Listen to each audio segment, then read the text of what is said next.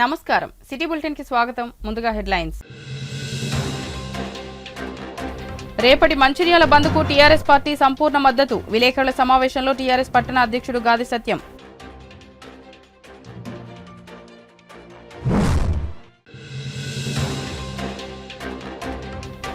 దేశవ్యాప్త కుల గణన చట్టాన్ని ఆమోదింపజేసిన ప్రధానమంత్రి నరేంద్ర మోడీ చిత్రపటానికి పాలాభిషేకం. మంచిర్యాల బీజేపీ పార్టీ కార్యాలయంలో పట్టణ అధ్యక్షులు అమిర్శెట్టి రాజు వెల్లడి.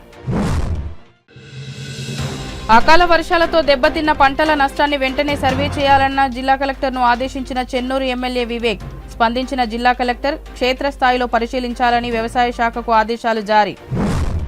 జమ్మూ కాశ్మీర్ పహల్గాంలో జరిగిన తీవ్రవాద దుశ్చర్యను తీవ్రంగా ఖండిస్తూ మృతులకు వారి కుటుంబాలకు ప్రగాఢ సానుభూతిని వ్యక్తం చేస్తూ వారి ఆత్మకు శాంతి చేకూర్చాలని ప్రార్థిస్తూ రేపు మంచిర్యాల పట్టణ బంద్కు పిలుపునిచ్చిన హిందూ ఐక్య సంఘాలు, కార్మిక సంఘాలతో కలిసి టీఆర్ఎస్ పార్టీ కూడా బంద్లో పాల్గొనడం జరుగుతుందని, అంతేకాకుండా రేపటి బంద్కు పార్టీ తరపున పూర్తి మద్దతు తెలుపుతున్నామని టీఆర్ఎస్ పార్టీ పట్టణ అధ్యక్షులు గాది సత్యం అన్నారు.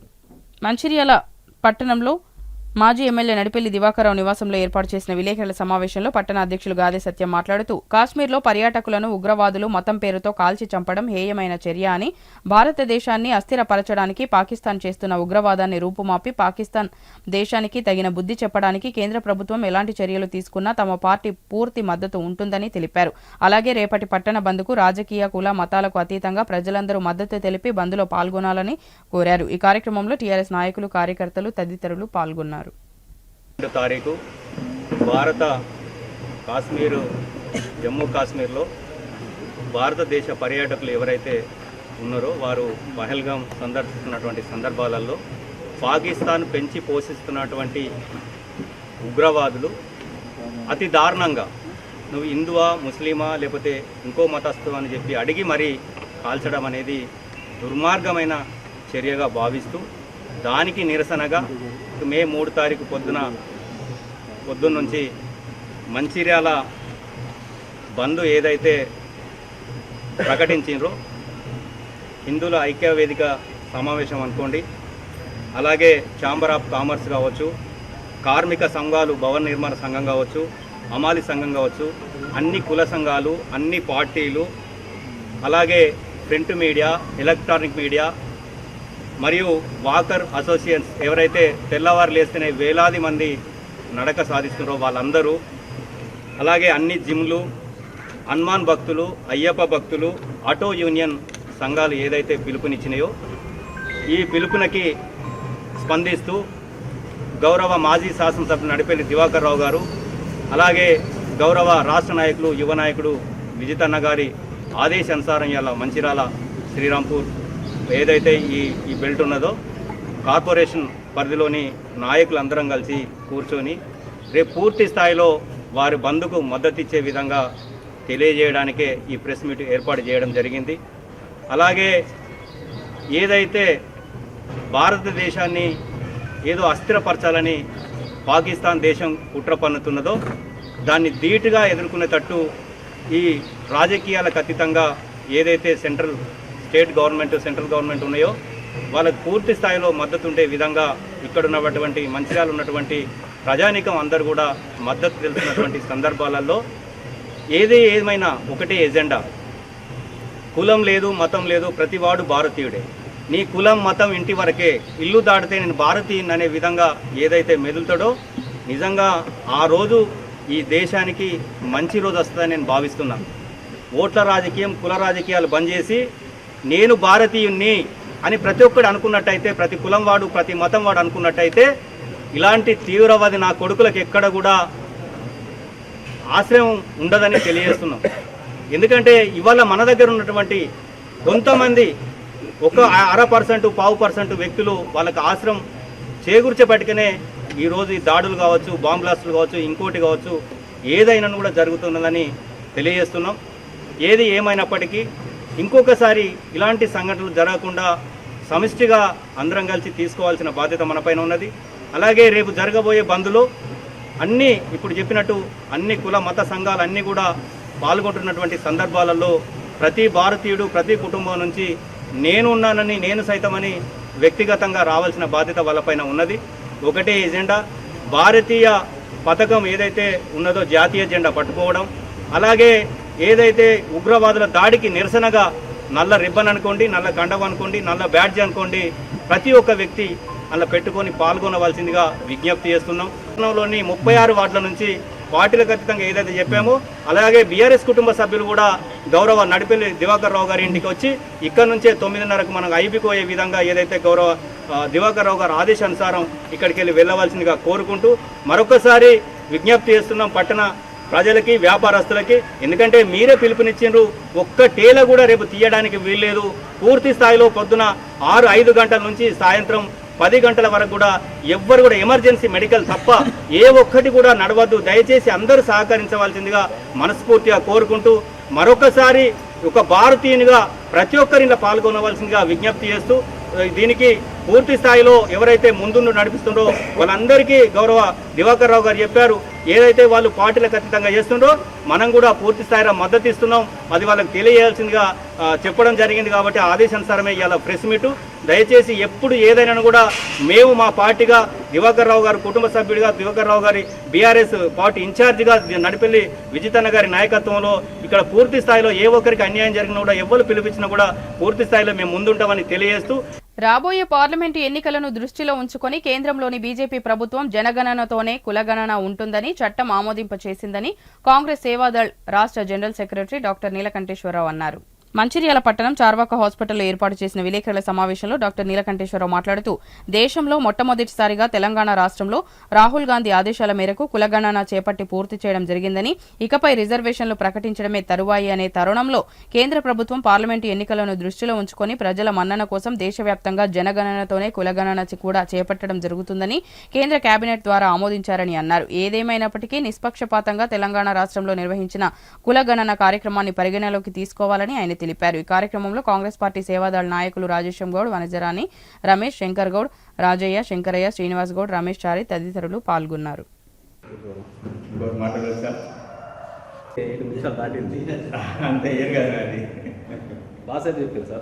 మరి భారతదేశంలో జరుగుతున్నటువంటి కులం గురించి జరిగే చర్చలో ఒక భాగం. మరి ఈ రోజున మోడీ గారు మరి కేబినెట్ నిర్ణయాన్ని ప్రజలకి తెలియపరచడం జరిగింది. ఏమిటి అనేది అది కొత్త విషయం ఏం కాదు. దేశంలో సగం జనాభా ఉన్నటువంటి బీసీల గురించి కులగణన అనేది జనగణనతోనే కలపాలనేది. మరి మనం చరిత్ర వెనక్కిపోతే మరి మనం చూసాం, ఆ రోజున 2014లో బీజేపీ పవర్ రాకముందు ఏం చెప్పారండి వాగ్దానము? మేము కులగణన చేస్తాము, మేము జరిపి తీరుతామని చెప్పారు. ఎవరు? రాజ్నాథ్ సింగ్ పార్లమెంటు సాక్షిగా మాట్లాడటం జరిగింది. మరి ఏం చేసిన తర్వాత ఎప్పుడైతే రాహుల్ గాంధీ గారి మొదలుపెట్టిన జోడో యాత్ర తర్వాత మరి దాని సంగతి తీసుకొస్తే వాళ్ళ ఆఖరికి ఎంత దిగజారిపోయిందంటే ఆఖరికి సుప్రీంకోర్టు కూడా ఎఫిడేవిట్ ఇచ్చింది, మేము కులగణన చెయ్యలేము, మాకు చేత కాదు. మరి మేము అడుగుతున్నాం, మరి ఆ మాట అన్నప్పుడు నీకు పరిపాలన చేసే దక్షత ఎక్కడ ఉందని? నీకు పరిపాలన మానుకోవాలి. నువ్వు కేవలం ఒక భారతదేశంలో 1931లో బ్రిటిష్ వాడు చేసింది గాడిదల మీద, గుర్రాల మీద, మనుషులతోని వెళ్ళి అడవులు కొండలప్పుడు వెళ్ళి ఎక్కడెక్కడ ఏ కోణంలో ఏ గ్రామంలో ఉన్నారని కులంతో సహా సర్వే చేసినప్పుడు మరి నువ్వు ఇంత టెక్నాలజీ వచ్చిన తర్వాత ఎందుకు చేయలేకపోయావు? అంటే నీ మనసే అటువంటిది. నీ బుద్ధి అంతా కూడా ఆర్యన్ బుద్ధి. ఈ దేశంలో ఉన్న ద్రావిడ సంస్కృతిని మొత్తం సర్వనాశనం చేసింది మీరంతా. కులాలను పట్టుకొచ్చింది మీరే. ఈ దేశంలో ప్రజలు ఎంతో హాయిగా బతుకున్న వాళ్ళని కులాలను పట్టుకొచ్చి చెడగొట్టిన మీరే. ఈ రోజున మీకు కనీసం ఇంత విశ్వాసం కూడా లేదు. ప్రజలు మీకు అధికారం ఇచ్చిన తర్వాత కూడా ఇలా బీసీ గణన చేయలేకపోతున్నారంటే మీ మనసులో ఎంత వికృత రూపమైన, ఎంత కుట్రపూరితమైన ఆలోచనలు ఉన్నాయో ప్రజలకు అందరికీ అర్థమైపోయింది. మరి రాహుల్ గాంధీ గారు దాన్ని యుద్ధ ప్రాతిపదికన తీసుకుని జోడో యాత్రలో అది ఒక అంశంగా పెట్టి పవర్లోకి రాగానే తెలంగాణ రాష్ట్రంలో మొదటిసారిగా ఇలా కులగణన 1930 తర్వాత చేయడం జరిగింది. మరి దానికి చట్టం చేయాలని చెప్పేసి దాన్ని ప్రతిపాదించారు. ఆ చట్టం కోసం అని చెప్పేసి కేంద్ర ప్రభుత్వానికి పంపించడం జరిగింది. ఆ కేంద్ర ప్రభుత్వం పంపిస్తున్న ఉద్దేశంతో మరి నిజంగా మీకు సిద్ధశుద్ధి ఉంటే, బీసీల మీద సిద్ధశుద్ధి ఉంటే దాన్ని చట్టం చేయండి. మరి ఆనాడు మరి 42% నుంచి 22% లోకల్ బాడీలో చేస్తున్నప్పుడు బీజేపీ ముఖ్యులు కానీ, బీజేపీ ఫిలాసఫర్స్ కానీ, ఆర్ఎస్ఎస్ కానీ ఈ రాష్ట్రంలో ఏం చేసిందంటే అంటే 48% ఉన్నటువంటి బీసీని 22% తొక్కిలు. మీరు తొక్కటమే కాదు, మీ కుట్ర బుద్ధి ఎంత దమన నీతి అని అంటే ఎక్కడ లెక్కలు చేయకుండా 10% రిజర్వేషన్ అగ్రవర్ణాలకు ఇచ్చింది. అంటే మీరు ఇప్పటివరకు అనుభవించారు కొన్ని వేల సంవత్సరాల నుంచి. రాజ్యాంగం వచ్చిన 70 సంవత్సరాల తర్వాత కూడా మీరే మొత్తం అన్ని పదవులు ఎంజాయ్ చేసేళ్ళు. ఎవరికైతే హక్కు ఉందో హక్కున్న వాళ్ళకి కనీసం లెక్క పెట్టి ఇద్దామన్న ఇంగిత జ్ఞానం కూడా లేదు ఈ బీజేపీ పరిపాలన. ఎవరికో 4-3 ఎంపీ సీట్లు ఇచ్చేసి ఇదిగో మేము బీసీని ముఖ్యమంత్రి చేస్తామని చెప్పేసి ఇవన్నీ కూడా గాలి కబుర్లే, ఇవన్నీ వాస్తవాలు కావు. అదేవిధంగా ఇప్పుడు ఎప్పుడైతే మేము ఢిల్లీలో పెట్టామో పెద్ద మీటింగ్ పెట్టామో, ఆ మీటింగ్ మీరు ఎందుకు రాలేదండి? మీరు రాజ్యాంగంలో ఉన్న 9వ షెడ్యూల్ని దానికి అనుకూలంగా ఎందుకు మార్చుకొని మీరు చట్టం చేయాలని అనుకోవటలే? ఎక్కడైనా స్టేట్మెంట్ ఇచ్చిందా? మరి ఒక తమిళనాడు రాష్ట్రంలో జరుగుతుంది, అదే ఇక్కడ ఎందుకు చేయలేని పరిస్థితి? మీకు నిజంగా బీసీ మీద మమకారం ఉందా? ఓట్టిదే మోసపూరితము. 2014 మీరు చెప్పి మళ్ళీ మేము చేయలేమని కోర్టు కూడా చెప్పింది. మీకు సిగ్గుంది అసలుకే మాట్లాడినందుకు? ఇవాళ రాహుల్ గాంధీ గారు దేశమంతా కూడా ప్రచారం చేయబట్టి ఇవాళ వాళ్ళ ఓటు బ్యాంక్ అంతా మొత్తం నాశనమవుతున్న భయంతో ఈ రోజున మీరు మళ్ళీ కొత్త పట్టుకొచ్చింది. అంటే మళ్ళీ ఒక తరఫు నుంచి ఏమంటారు, మన మంత్రి గారు మినిస్టర్ గారు కిషన్ రెడ్డి గారు ఇది 2026కి చట్టంలో కొన్ని మార్పులు తీసుకొచ్చి 2028కి అప్పుడు చేస్తారంట. అంటే అప్పుడులాగా మీ పన్నాగం అంతా తెలుస్తుంది కదా, మీరందరూ ఓట్ల దండుకుంటారు కదా. అప్పటి వరకు దండుకుందామని 400 సీట్లు సంపాదించేసి దండుకుని మొత్తం చట్టం మార్చేసి మరి పాతకాలపు ఏదైతే ఉందో కుల వ్యవస్థను తీసుకొద్దామని పెద్ద పక్క ప్లాన్ వేసింది మీ ఆర్ఎస్ఎస్ నాయకుడు. మరి ఇదేనా మీ పన్నాగము? అంటే ఎప్పుడు కూడా అబద్ధాలు చెప్పి బతుకుతారు. మీది ఒక బతికేనా? మీది అబద్ధాలు చెప్పి బతుకు. ఈరోజు చెప్తా ఉన్నారు మీరు. మరి ఎందుకు మానేసానండి? మీరు సుప్రీంకోర్టుకి ఇచ్చింది, మీరు ఎఫిడేవిట్ ఇచ్చినప్పుడు మళ్ళీ అదే మాట మీద ఎందుకున్నారు? మీరు 2 నాలుగు మీ హిందుత్వం అంటే రెండు మాటలు ఉంటారా? మీరు ఒకటే కదా, ఒకటే దేశం కదా. మీరు చెప్పేది ఎంతసేపు పొద్దున్న లేస్తే ఒకటే, ఎలక్షన్స్ ఒకటే, అన్నీ ఒకటే. మరి మీ మాటలు ఏమైనాయండి మీరు? మరి ఎందుకు నిలబడలేకపోతున్నారు? ఇవాళ ఎలక్షన్ జరుగుతున్నాయి అక్కడ బీహార్లో. నితీష్ కుమార్ గవర్నమెంట్ గెలవాలంటే అది ఏదైతే మనకి రాజ్యాంగంలో ఉన్న హక్కులు లెక్కబెట్టిండో అది కూడా సుప్రీంకోర్టు ద్వారా మళ్ళీ కొట్టిపిచ్చేసింది మీరే. మీకు ఎలా ఈ రాజకీయాలను మా ప్రజలు అర్థం చేసుకోవట్లేదు అనుకుంటారా? ఓ తరఫు నుంచి లెక్క పెట్టమంటారు, ఓ తరఫు నుంచి వద్దని మోడీ గారు చెప్తా ఉంటారు, ఇంకో తరఫున ఆర్ఎస్ఎస్ భాగవత్ లేదా చేయాలని చెప్తా ఉంటారు. అంటే ఇన్ని రకాల మీనవేషాలు చేయాలండి. ఈ ప్రజలకు ఇచ్చే హక్కుని మీరు కాలరాస్తూ ఇటువంటి డొంక తిరుగు మాటలు ఎందుకు మాట్లాడండి? ఇదేనా మీ హిందుత్వంలో మాటలు మాట్లాడేది? ప్రజలకు ఇదేనా చెప్పేది? ఎట్లా నమ్ముతారండి ప్రజలు మిమ్మల్ని? ఇలా ముస్లింస్ని మీరు లెక్క పెట్టద్దు అంటున్నారు.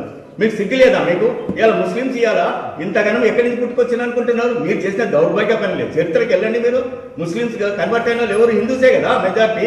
ఎందుకు కన్వర్ట్ అయ్యారు? మీరు చేతలేక, మీరు చేతకాక, మీరు పరిపాలన చేయలేక భయంతోనో భక్తితోనో ముస్లింస్గా మారింది. ఈ రోజున వాళ్ళలో హిందూ రక్తం లేదా? వాళ్ళలో పేదోళ్ళు లేరా? ఇలా మరి వాళ్ళని లెక్కబెట్టి వాళ్ళకు కూడా రిజర్వేషన్ ఇవ్వాల్సిన నైతిక బాధ్యత లేదా మీకు రాజ్యాంగ ప్రకారంగా? మరి ఎందుకంటే ఇవాళ ముస్లింస్ అనగానే ఎవరో కొంతమంది అగ్రవర్ణాలు ఉన్నారు ముస్లింస్, వాళ్ళకి తీసేయండి. మీరు రిజర్వేషన్ లెక్క పెట్టకండి, వీళ్ళని లెక్క పెట్టమని అడుగుతున్నాం కదా. అంతే తప్పిస్తే ఈ రోల్ మోడల్ కానే కాదు. దీనికి శాస్త్రీయత ఏం శాస్త్రీయత అండి మీరు మాట్లాడేది? అంటే కులం లెక్క పెడితే శాస్త్రీయత లేదా? మళ్ళీ డొంక తిరిగి మీరు మాట్లాడేది ఎక్కడుందండి శాస్త్రీయత? మీకు శాస్త్రీయత లేదు. మీ దాంట్లోనే శాస్త్రం లేదు. మీరే డబుల్ మాటలు మాట్లాడుతూ ఉంటారు. ఇంత డబ్బులు వాచి మాట్లాడాల్సిన అవసరం ఉంది? కేవలం మీరు ఎలక్షన్స్ కోసమే, ఎలక్షన్లో గెలుద్దామని, ఇంత మించి వేరేది ఏం లేదు. కాబట్టి మీరు ఇవాళ ఎంత వచ్చినా ప్రజలు మిమ్మల్ని నమ్మరు. ఈ రోజున real hero Rahul Gandhi, the second hero Revanth Reddy. అప్పుడు ఇలా రావటం మీరు చెప్పడం కూడా కనీసం ఇక్కడ వరకైనా దిగిండ్రు, సంతోషం. Modi is third hero. కానీ ఆ మోడీ కూడా నిజమైన బీసీ కాదు. ఆయన పుట్టుకతో బీసీ కానే కాదు. రేపు మీరు ఆశ్చర్యపోవాల్సిన అవసరం లేదు. కిషన్ రెడ్డిని కూడా రేపు బీసీలో జాయిన్ చేసేస్తారు. రెడ్డిలు అందరూ కూడా బీసీలు అని పెడతారు. ఈ రోజున రేపు కులగన జరిగేది కూడా దానికి ఒక శాస్త్రీయ పద్ధతితో చేయాలి. ఒక స్టేట్లోనేమో ఎస్సీలు ఉన్నవారు బీసీలుగా ఉన్నారు, ఒక స్టేట్లో ఎస్టీలో ఉన్నారు బీసీగా ఉన్నారు. వీటికి అన్నిటి కూడా నిపుణుల కమిటీ వేసి మీరు ఖచ్చితంగా చేయగలిగితేనే నిజంగా మీరు సైంటిఫిక్గా మీరు అలా అపీర్ అయినట్టు ఉంటుంది. లేకపోతే మాత్రం ఇదంతా కూడా ఒక మాట, ఒక వరుస పెట్టేసి మొత్తం మోసానికి ప్రతీకమవుతుంది. కాబట్టి బీజేపీ శ్రేణులారా ఆలోచించుకోండి. మీ బీజేపీ ప్రభుత్వం ఎప్పుడు కూడా బీసీలు మోసమే చేస్తుంది. ఇప్పటివరకు మోసం చేసింది, ఇంకో 10 సంవత్సరాలు కూడా ఇట్లానే మోసం చేస్తూ ఉంటారు. పవర్లోకి వచ్చిన తర్వాత మళ్ళీ అదానికి బదానికి మొత్తాన్ని అప్పచెప్తారు. ఇదే వాళ్ళ పాలసీ. కాబట్టి ఇప్పటికైనా కేంద్ర ప్రభుత్వం ఒకవేళ నిజంగా చేయాలనుకుంటే చిత్తశుద్ధితో చేయండి. దేశవ్యాప్తంగా వచ్చే జనగణనతో పాటే కులగణన కూడా చేయాలని ప్రధానమంత్రి నరేంద్ర మోడీ అధ్యక్షతన జరిగిన రాజకీయ వ్యవహారాల కేబినెట్ కమిటీ నిర్ణయించినందుకు హర్షం వ్యక్తం చేస్తూ మంచిర్యాల జిల్లా కేంద్రంలోని బీజేపీ పార్టీ కార్యాలయంలో బీజేపీ పార్టీ పట్టణ అధ్యక్షులు అమిర్శెట్టి రాజు ఆధ్వర్యంలో నరేంద్ర మోడీ చిత్రపటానికి పాలాభిషేకం చేశారు. ఈ సందర్భంగా బీజేపీ పట్టణ అధ్యక్షులు అమిర్శెట్టి రాజు మాట్లాడుతూ దేశవ్యాప్తంగా కులగణన చేపట్టాలని కేంద్ర ప్రభుత్వం నరేంద్ర మోడీ నాయకత్వంలో తీసుకున్న నిర్ణయం చారిత్రాత్మకమని 75 ఏళ్ల కాంగ్రెస్ పాలనలో చేయలేని కులగణన కార్యక్రమాన్ని బీజేపీ నాయకత్వంలో చేపట్టడం హర్షణీయమని, ఈ చారిత్రాత్మక నిర్ణయానికి చొరవ తీసుకున్న ప్రధానమంత్రి నరేంద్ర మోడీ చిత్రపటానికి కేంద్ర ప్రభుత్వానికి పాలాభిషేకం చేయడం జరిగిందని తెలిపారు. భారతీయ జనతా పార్టీ అన్ని వర్గాల పార్టీ అని, కేంద్ర ప్రభుత్వ కేబినెట్లో 25 మంది బీసీ మంత్రులు, 10 మంది ఎస్సీ, 5 ఎస్టీ, 6 మైనార్టీకి చెందిన మంత్రులు ఉన్నారని తెలిపారు. కులగణనతో మెజారిటీ వర్గాలైన ప్రజలకు న్యాయం చేకూరుతుందని అన్నారు. ఈ కార్యక్రమంలో బీజేపీ పార్టీ జిల్లా బీసీ మోర్చా అధ్యక్షులు బొడ్డు మల్లేష్, మాజీ మున్సిపల్ వైస్ చైర్మన్ గాజుల ముఖేష్ గౌడ్, పల్లి రాకేష్, బోయిన హరికృష్ణ, బెల్లంకొండ మురళి, నాయకులు, కార్యకర్తలు తదితరులు పాల్గొన్నారు.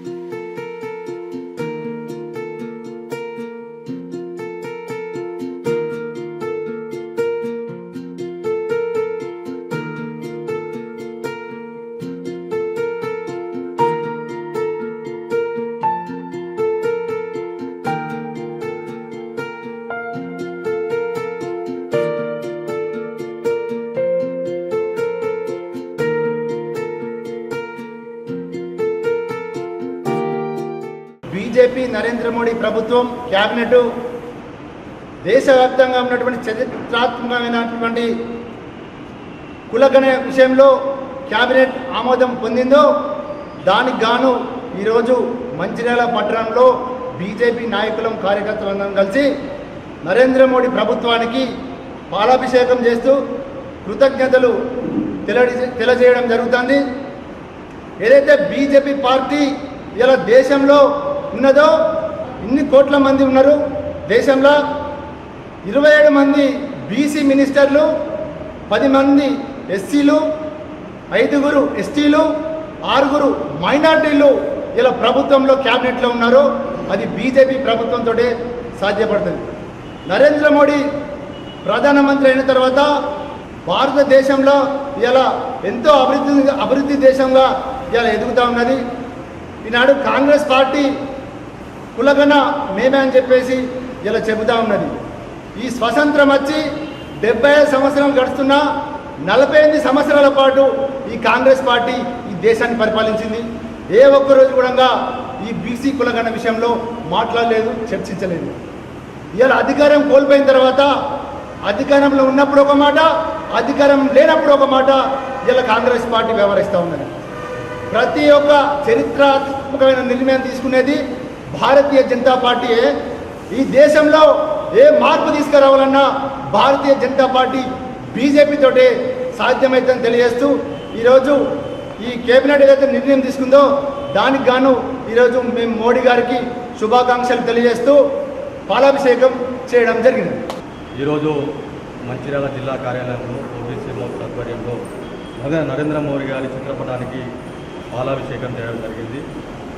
మొన్న జరిగిన కేంద్ర మంత్రివర్గ సమావేశంలో జనగణనతో పాటు కులగణన చేయాలని చెప్పేసి మంత్రివర్గం నిర్ణయించడం అనేది ఇలా బీసీలందరికీ కూడా శుభసూచకం. ఎందుకంటే ఇవాళ ఈ దేశంలో నరేంద్ర మోడీ గారు ప్రధానమంత్రి అయిన తర్వాత ఈ దేశంలో ఎన్నో చరిత్రాత్మకమైన నిర్ణయాలు తీసుకొని ఇవాళ ఈ దేశం గురించి ప్రాణ త్యాగానికైనా సిద్ధమని చెప్పేసి ఇవాళ ఆయన పనిచేస్తున్న తీరు ఇవాళ బీసీలకే కావచ్చు, ఎస్సీ ఎస్టీలకు, మళ్ళీ ఈడబ్ల్యూసీ వాళ్ళకు కూడా ఇవాళ అందరికీ కూడా సబ్కా సాత్ సబ్కా వికాస్ రూపంలో అందరికీ కూడా న్యాయం జరగాలని ఉంది. కాబట్టి వారికి మేము పాలాభిషేకం చేసి ఇవాళ వారికి మేము ఈ రుణం తీర్చుకునే విధంగా మేము వారందరికీ కూడా నేను ధన్యవాదాలు తెలియజేస్తూ ఉన్నాం.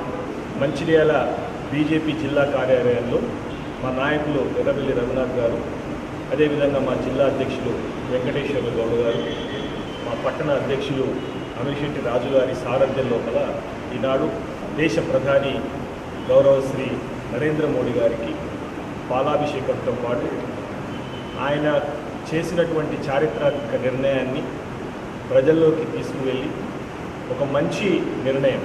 ఇవాళ 75 సంవత్సరాలు దాటిపోయి మనకు స్వతంత్రం వచ్చినప్పటికీ ఇంత గొప్ప నిర్ణయం అనేటువంటిది ఏనాడు ఏ పార్టీ ఏ ప్రభుత్వాలు కూడా తీసుకున్నటువంటి సందర్భం. సమాజంలో సమన్యాయం, సామాజిక న్యాయం జరగాలంటే ఏదైతే చేస్తే సామాజిక న్యాయం జరుగుతుందో అది ఇవాళ నరేంద్ర మోడీ గారు చేశారు. ఇవాళ బీసీలకు కానీ, ఎస్సీలకు కానీ, ఎస్టీలకు కానీ, ఇతరత్ర అన్ని వర్గాలకు ఇవాళ ఏదైతే అందరం కోరుకున్నాం, మొదలు జనగణన జరగాలి అని చెప్పి, జనగణన జరిగితే సరిపోదు, కులగణ జరిగితేనే ఎవరి వాటాను బట్టి, ఎవరి జనాభాను బట్టి వారికి సమన్యాయం జరుగుతుంది అనేటువంటి మంచి భావన ఇవాళ నరేంద్ర మోడీ గారి క్యాబినెట్ తీసుకొని వాళ్ళ ప్రజలకు అంకితం చేసినటువంటి సందర్భం. నిజంగా ఆయన ఎంత పెద్ద మహానుభావుడు అంటే చరిత్రలో చాలా తక్కువ మంది అలాంటి వ్యక్తులు జన్మిస్తారు ఈ భూలోకంలో. అలాంటి వ్యక్తులలో నరేంద్ర మోడీ గారు ఒకరు. అది చరిత్రలో నిలిచిపోయేటువంటి సందర్భం. ఏదైతే సబ్కా సాత్ సబ్కా వికాస్ అనేటువంటి నినాదం బీజేపీ పార్టీ తీసుకుందో దాన్ని ఇవాళ కూర్చా తప్పకుండా పాటిస్తున్నటువంటి పార్టీ బీజేపీ పార్టీ. ఇవాళ నేను ఇక్కడ ఉన్నటువంటి ప్రతి ఒక్కరిని నేను కోరుకుంటా ఉన్నాను, ఏదైతే మన కులగణన జరిగేటువంటి సర్వే జరుగుతుందో దయచేసి అందరూ పాల్గొనండి. అందరూ సమిష్టిగా రేపు ఈ కులగణన అనేటువంటిది సక్రమంగా జరిగితే రేపు పార్లమెంటు చట్టసభల లోపల కూడా రిజర్వేషన్స్కు ఇది ఒక మంచి సుగమనం అయ్యేటువంటి అవకాశం ఉంటుంది. కులగణన కాంది మనం చట్టసభల్లో మా వాటా కావాలి, మాకు ఇంత రిజర్వేషన్ కావాలి అని ఏదైతే మనం కోరుకున్నామో అది ఈ కులగణన ద్వారానే జరుగుతుంది. కాబట్టి దీన్ని అందరూ, అన్ని రాజకీయ పార్టీలు, వ్యాపారస్తులు, ఉద్యోగ, అదేవిధంగా యువకులు ప్రత్యేకించి అందరూ ఇలాంటి మంచి కార్యక్రమంలో పాల్గొని అందరూ పూర్తి స్థాయిలో కులగణనకు సహకరించి, ఒకటి మాత్రం మీరు ఎప్పటికీ మర్చిపోకండి, నరేంద్ర మోడీ గారు ఎంతో ధైర్యంతో ఒక సాహసోపేతమైనటువంటి నిర్ణయం మనందరి కోసం చేశారు. కాబట్టి వారిని ఎప్పుడూ గుండెల్లో పెట్టుకొని బీజేపీ పార్టీకి ఎప్పటికీ దేశంలో పరిపాలించే విధంగా మీ అందరి ఆశీస్సులు ఉండాలని చెప్పి ఈ సందర్భంగా కోరుకుంటూ ముగించారు. అకాల వర్షంతో దెబ్బతిన్న పంటలపై సర్వే నిర్వహించాలని జిల్లా కలెక్టర్ను ఆదేశించిన చెన్నూరు ఎమ్మెల్యే వివేక్ వెంకటస్వామి. చెన్నూరు నియోజకవర్గంలో గురువారం రాత్రి కురిసిన అకాల వర్షానికి దెబ్బతిన్న పంటలపై సర్వే చేయాలని జిల్లా కలెక్టర్కు అధికారులకు చెన్నూరు ఎమ్మెల్యే వివేక్ వెంకటస్వామి ఆదేశించారు. చెన్నూరు ఎమ్మెల్యే వివేక్ వెంకటస్వామి మాట్లాడుతూ అకాల వర్షంతో నియోజకవర్గ పరిధిలో నష్టపోయిన వరి, మామిడి, మిర్చి, ఇతర పంటలు సర్వే చేసి రైతులకు జరిగిన నష్టంపై అంచనా వేయాలని జిల్లా కలెక్టర్ను ఆదేశించడం జరిగిందని అన్నారు. రైతులకు జరిగిన నష్టాన్ని అధికారులతో మాట్లాడి నష్టపరిహారాన్ని అంచనా వేసి ఇప్పించడం జరుగుతుందన్నారు. కాంగ్రెస్ ప్రభుత్వం రైతుల పక్షపాతి అని ప్రజలు గుర్తుపెట్టుకోవాలని ఎమ్మెల్యే అన్నారు. ఎమ్మెల్యే ఆదేశాలతో క్షేత్రస్థాయిలో పరిశీలించాలని జిల్లా వ్యవసాయ శాఖ అధికారులను జిల్లా కలెక్టర్ ఆదేశించారు. చెన్నూరు ప్రజలకు నమస్కారం. అకాల వర్షాలు అయినందువలన రైతులకు నష్టం కావడం జరిగింది. నేను డిస్ట్రిక్ట్ కలెక్టర్ గారికి ఇప్పుడే ఆదేశాలు ఇచ్చాను. సర్వే చేయండి, ఎక్కడైతే రైతులు నష్టపోయినారో, పంట నష్టపోయినారో అవన్నీ కూడా అసెస్మెంట్ చేయమని చెప్పి కలెక్టర్ గారికి ఆల్రెడీ చెప్పడం జరిగింది. వారు ఫీల్డ్లో ఆఫీసర్స్ని పంపించి ఎంత నష్టమైందో అని చెప్పి అసెస్మెంట్ చేస్తున్నారు. రైతులందరూ కూడా ఇదే కోరుతున్నాను, ఆందోళన పడకండి, రాష్ట్ర ప్రభుత్వం మీకు ఆదుకుంటుందని చెప్పి మీ అందరికీ భరోసా ఇస్తున్నాను. ఇప్పుడే కలెక్టర్ గారు మళ్ళొకసారి భరోసా ఇచ్చారు. ఎక్కడ కూడా నష్టపోకుండా చూసుకుంటాం సార్ అని చెప్పి చెప్పడం జరిగింది. సో రైతులందరూ కూడా కొద్దిగా ధైర్యంగా ఉండాలని చెప్పి కోరుతున్నాను. కేతినపల్లి మున్సిపాలిటీ డబుల్ బెడ్రూమ్ అర్హుల జాబితా మీద సందేహాలు, సలహాలు ఉన్నచో మున్సిపాలిటీ కార్యాలయం నందు లిఖితపూర్వకంగా అభ్యర్థన తెలపగలరని మున్సిపల్ కమిషనర్ గాదేరాజు ప్రజలకు సమాచారం చేరవేయడం జరిగింది. అంతేకాకుండా ప్రజా సంక్షేమమే ముఖ్యమని, ప్రజా పాలనలో అక్రమాలకు చోటు ఉండకూడదని చెన్నూరు నియోజకవర్గ శాసనసభ్యులు డాక్టర్ వివేక్ వెంకటస్వామి అర్హులకు మాత్రమే డబుల్ బెడ్రూమ్ ఇవ్వడం జరుగుతుందని బహిరంగంగా ప్రజలకు తెలిపారు. ఈ విషయాలనందు ప్రజలు ప్రభుత్వ అభివృద్ధి పట్ల చూపుతున్న సానుకూలత తట్టుకోలేని ప్రతిపక్ష పార్టీలు సామాజిక మాధ్యమాల్లో అబద్దాలు, అసత్య ప్రచారాలు సృష్టిస్తూ ఆందోళనలు చేయడం జరుగుతుందని, 10 సంవత్సరాలుగా కనీసం డబుల్ బెడ్రూమ్ గడపలు ఎలా ఉంటాయో ప్రజలకు చూపని చెన్నూరు బీఆర్ఎస్ నాయకులు ఈరోజు అధికార కాంగ్రెస్ పార్టీ పేద, బీద, బడుగు, బలహీన ప్రజల కోసం నిర్మాణాలు యుద్ధ ప్రతిపాదికన పూర్తి చేసి ప్రజలకు డబుల్ బెడ్రూమ్ ఇళ్లకు చేరువ చేస్తున్న ప్రభుత్వం మీద అబద్దపు ప్రచారాలు చేస్తున్న బీఆర్ఎస్ నాయకులకు ప్రజలు తగిన గుణపాఠం చెప్పే రోజు తొందరలోనే ఉందని తెలియజేస్తూ, అలాగే సామాజిక మాధ్యమాల్లో స్థానిక నాయకులు చేస్తున్న అసత్యపు తాటాకు చప్పుళ్లతో ప్రజలు ప్రభుత్వమైన కాంగ్రెస్ పార్టీ మీద ప్రజలకున్న విశ్వాసాన్ని ఏమాత్రం దూరం చేయలేరని కాంగ్రెస్ నాయకులు అన్నారు. ఈ కార్యక్రమంలో కాంగ్రెస్ నాయకులు, కార్యకర్తలు తదితరులు పాల్గొన్నారు. కొంతమంది స్థానిక టీఆర్ఎస్ నాయకులు మరి వారి పరిస్థితి ఏందో మాకు అర్థం కావట్లేదు. ఒకటి వారు ఆలోచన చేయాలి. కాంగ్రెస్ పార్టీ 2023 డిసెంబర్ 7వ తేదీన అధికారంలోకి రావడం జరిగిన వెంటనే గౌరవ శాసనసభ్యులు ఈ ప్రాంత అభివృద్ధి మీద ఈ ప్రాంత ప్రజల మీద దృష్టి సారించి వారికి సేవ చేయాల ఆకాంక్షతోని సుమారుగా వారి నేటి వరకు 515 రోజులు వాళ్ళు ఎమ్మెల్యే పదవిగా కొనసాగుతున్నా 89 రోజులు అసెంబ్లీలో, అదేవిధంగా 270 రోజులు కాన్స్టిట్యున్సీలో, అదే కాకుండా 112 గ్రామ పంచాయతీలు ఉంటే 112 గ్రామ పంచాయతీలో సుమారు 1-2 సార్లు తిరగడం జరిగింది. అదే కాకుండా మున్సిపాలిటీలో ఉన్నటువంటి 82 వార్డులలో కూడా పూర్తి స్థాయిలో తిరగడం జరిగింది. అదే కాకుండా వారికి ఒకటే చెప్తున్నాం, ఇవాళ టీఆర్ఎస్ నాయకులకు, మా నాయకుడు ప్రజలకు అందుబాటులో లేడని వాళ్ళు చెప్తూ ప్రజలు మొప్పబెట్టే ప్రయత్నం చేస్తున్నారు. ప్రజలందరూ చూస్తూ ఉన్నారు. మీరు మాట్లాడే విధానం తప్పు. ఎందుకంటే మా శాసనసభ్యులు ప్రతి వారం 4 రోజుల పాటు నిజవర్గంలో ప్రతి వార్డులో ప్రతి కాలనీలో వాళ్ళ సమస్యల మీద స్థానికంగా ఉన్నటువంటి వార్డు మెంబర్ స్థాయి నుండి ఎమ్మెల్యే స్థాయి దాకా ఏ అవసరాలు ఉన్నాయని చెప్పేసి ప్రజల దగ్గరికి పోయి ఆ ప్రజల సమస్యలను పరిష్కరించే దిశగా ప్రయత్నం చేస్తూనే ఉన్నారు. అదే కాకుండా ముఖ్యంగా నేను చెప్పేది ఒకటే, ఇవాళ ఎన్నికల సమయం లోపల తూతు మంత్రంగా శిలాపలకాలకు కొబ్బరికాయలు కొట్టినటువంటి గతంలో ఉన్నటువంటి ముఖ్యమంత్రి, అదేవిధంగా గతంలో ఉన్నటువంటి స్థానిక శాసనసభ్యులు కేవలం చెన్నూరు నియోజకవర్గంలో ₹1 ఇచ్చామని చెప్పేసి కాంట్రాక్టర్లను బెదిరించి అధికారులను బెదిరించి శిలాపలకాలు పెట్టి కొబ్బరికాయలు కొట్టి తూతు మంత్రం జరిపినప్పటి నుండి ఇప్పటివరకు ఎలాంటి ఫండ్స్ రాలే. చెన్నూరు నియోజకవర్గం నుండి ప్రజల చేత ఎన్నుకోబడ్డ ప్రజానాయకుడు అయినటువంటి వివేక్ వెంకటస్వామి గారు ఇలా గెలిచిన వెంటనే ప్రభుత్వ దృష్టికి సమస్యలు తీసుకుపోయి ఆ రోజు తెలంగాణ అర్బన్ డెవలప్మెంట్ కార్పొరేషన్ నుండి మీరు నిధులు తెస్తా చెప్పి కొబ్బరికాయలు కొట్టినటువంటి పనులు ఎక్కడికక్కడ ఆగిపోతే ఇలా వాళ్ళతో మాట్లాడి నిధులు తీసుకొచ్చి పనులను నడిపిస్తున్నాం. అదే కాకుండా అప్పుడున్నటువంటి అధికారులను బెదిరించి డిఎంఎఫ్డి రూపంలో ఇది చేస్తాం అది చేస్తామని కొబ్బరికాయలు కొట్టి శిలాపలకాలు చేసి తూతు మంత్రంగా పనులు ఆపేస్తే ఇలా వచ్చినాయి. వాళ్ళు సర్వే చేసుకుంటా లాస్ట్ మంత్ వచ్చేసరికి 285 మంది మిగిలిళ్ళు. అందులో అన్యాయం జరగచ్చు, అన్యాయం జరిగిందని లేవనెత్తండి. అక్కడ న్యాయం జరిగే విధంగా మనం అందరం సమిష్టిగా అధికారుల దృష్టికి తీసుకుపోతాం.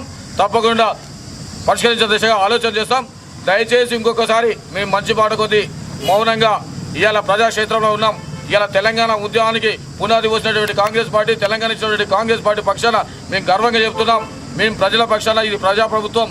తప్పకుండా వివేక్ వెంకటస్వామి గారు, గడ్డం వంశీకృష్ణ గారి నాయకత్వంలో మీరు అనుకున్న ఈ చెన్నూరు నిజవర్గాన్ని 119 నిజవర్గాలకు ధీటుగా తయారు చేయడానికి మా వివేక్ వెంకటస్వామి గారు, వంశీకృష్ణ గారు సిద్ధంగా ఉన్నారు.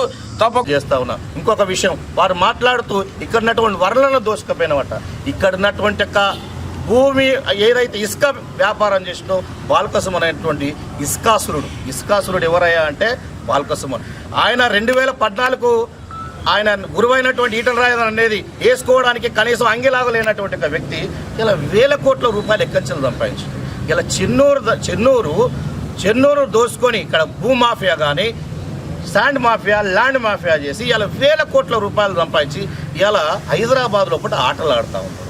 ఇలా దొంగ ఎవరయ్యా అంటే బాల్కసుమన్ అంటాడు దొంగ. ఇలా కాకా ఫ్యామిలీ అనేటువంటిది ప్రజలకు సేవకు అంకితమైనటువంటి ఫ్యామిలీ.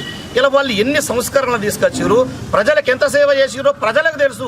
ఇలా ఈ సింగరేణి ప్రాంతంలో ఇలా మాట్లాడినటువంటి వ్యక్తి ఎవరైతే ఉన్నారో రాజా రమేష్, ఆ వ్యక్తికి ఉద్యోగం ఎవరి వల్ల వచ్చింది?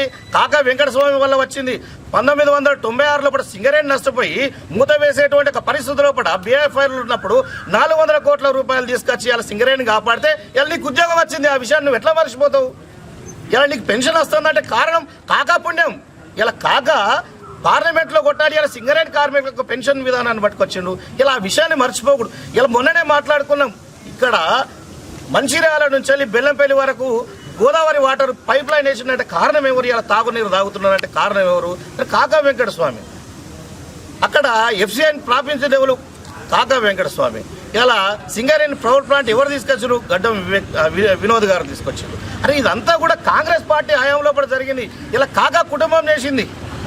మీరు ఈ విషయాలను మర్చిపోయి కాకా కుటుంబం ఏం చేసింది, ఏం చేసిరు? ఇలా మొన్నటికి మొన్న మన యువ ఎంపీ అయినటువంటి గడ్డం వంశీకృష్ణ గారు పార్లమెంట్ లోపల సింగరేణి పాతగా ఎవరైతే కార్మికులు ఉన్నారో వాళ్ళకు పెన్షన్ 1500 వస్తుందని చెప్పేసి, అంటే కార్పొరేట్ ఫండ్ కింద ఆ 140 కోట్ల రూపాయలను తీసుకొచ్చి వాళ్ళకు సేవ చేసేటువంటి ఒక భాగ్యాన్ని తీసుకొచ్చేటువంటి కాకా కుటుంబమయ్యా. మీరు ఈ విషయాన్ని మర్చిపోయి కాకా ఫ్యామిలీ బురద జల్లి ఆకాశం మీద ఉమ్మేస్తే అది మన మీదనే పడుతుంది. ఇలా కాకా ఫ్యామిలీని విమర్శించేటువంటి ఒక స్థాయి నీది కాదు.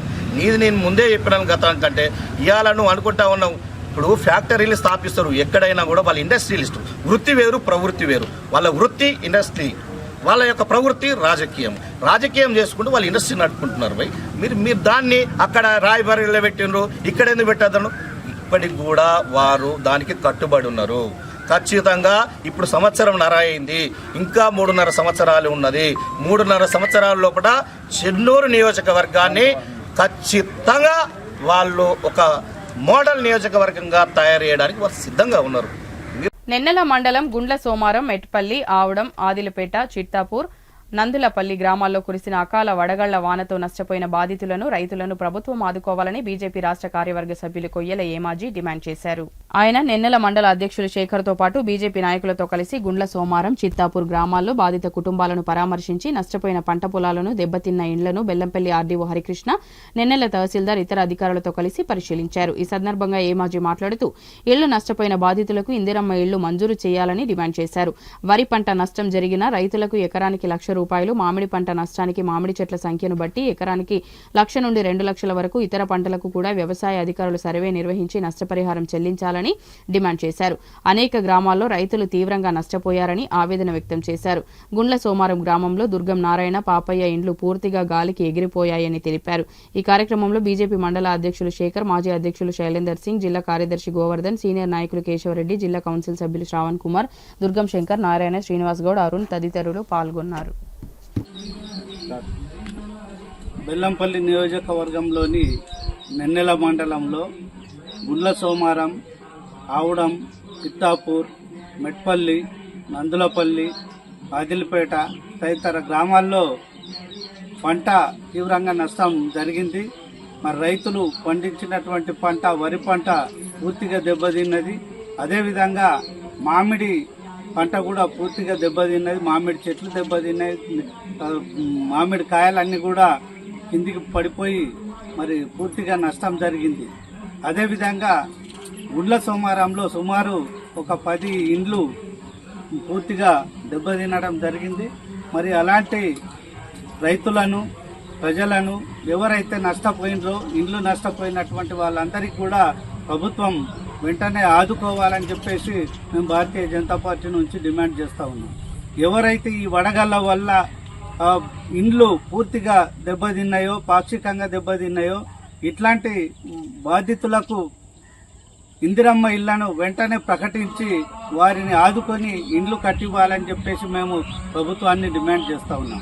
అదేవిధంగా వరి పంట నష్టం జరిగినటువంటి రైతులకు ఎకరానికి సుమారు 2 లక్షల పంట నష్టం జరిగింది. మరి అలాంటి రైతులను కూడా అధికారులు వెంటనే గ్రామ స్థాయిలో, క్షేత్ర స్థాయిలో పరిశీలన జరిపి సర్వే చేసి ఎంతైతే నష్టం జరిగిందో రైతులకు అంత నష్టపరిహారం పూర్తిగా ప్రభుత్వం చెల్లించాలని చెప్పేసి మేము బీజేపీ నుంచి డిమాండ్ చేస్తూ ఉన్నాం. అదేవిధంగా మామిడి పంట దెబ్బతిన్నటువంటి రైతులకు, జొన్న పంట దెబ్బతిన్నటువంటి రైతులకు కూడా మరి ప్రభుత్వం నష్టపరిహారం ఇచ్చి వారిని ఆదుకోవాలని చెప్పేసి మేము డిమాండ్ చేస్తూ ఉన్నాం.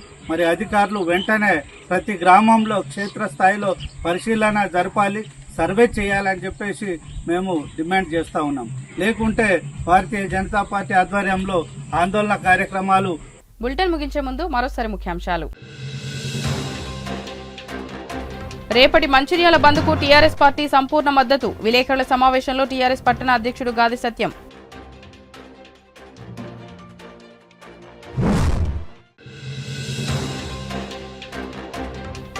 దేశవ్యాప్త కుల గణన చట్టాన్ని ఆమోదింపజేసిన ప్రధానమంత్రి నరేంద్ర మోడీ చిత్రపటానికి పాలాభిషేకం. మంచిర్యాల బీజేపీ పార్టీ కార్యాలయంలో పట్టణ అధ్యక్షులు అమిర్శెట్టి రాజు వెల్లడి. అకాల వర్షాలతో దెబ్బతిన్న పంటల నష్టాన్ని వెంటనే సర్వే చేయాలన్న జిల్లా కలెక్టర్ను ఆదేశించిన చెన్నూరు ఎమ్మెల్యే వివేక్. స్పందించిన జిల్లా కలెక్టర్ క్షేత్రస్థాయిలో పరిశీలించాలని వ్యవసాయ శాఖకు ఆదేశాలు జారీ. సిటీ న్యూస్ ఇంతటితో సమాప్తం. తిరిగి ప్రసారమయ్యే సిటీ న్యూస్లో మళ్ళీ కలుద్దాం. అంతవరకు సెలవు. నమస్కారం.